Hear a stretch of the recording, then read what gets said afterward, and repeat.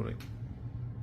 देखिए, ओवैसी साहब ने ट्वीट किया है, इंडियन एक्सप्रेस का एक अखबार का उन्होंने ट्वीट करते हुए ये क्वेश्चन किया है कि why isn't Sarfaraz Khan selected even for India ए?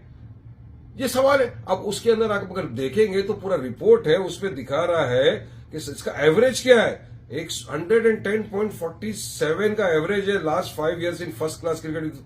550, 10, 100, 2500 के ऊपर रन बनाया और फिर भी इसको चांस नहीं दिया जा रहा टीम के अंदर। तो क्या वजह?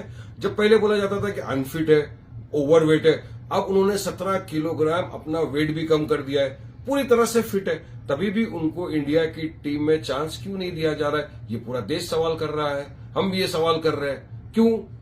काफी सारे लोगों का ये सवाल है। क्या सिलेक्शन का क्राइटेरिया क्या था आपका? क्यों इसको नहीं सेलेक्ट किया गया? तो लोग तो पूछेंगे, सवाल करेंगे, क्या नाम की वजह से, क्या सरनेम की वजह से नहीं किया गया? तो ये है हमारी बात। सेलेक्टर्स को बताना चाहिए इनको सिलेक्शन क्यों नहीं है। यंग टैलेंट को आप इस तरह से बर्बाद नहीं कर सकते। एक मरतबा रोहित शर्मा को पूछा गया कि आपके 4 कौन फेवरेट है जिसके साथ आप डिनर पे जा सकोगे, जब रोहित शर्मा कैप्टन थे। उन्होंने 4 का नाम लिया, उसमें नाम था सरफराज खान।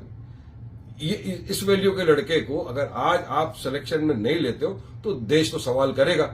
क्या सवाल इस पे भी, क्या उनकी सरनेम की वजह से, क्या नाम की वजह से, क्या कोई और क्राइटेरिया है, वो बताइए। यही बात है सब, और कुछ नहीं है।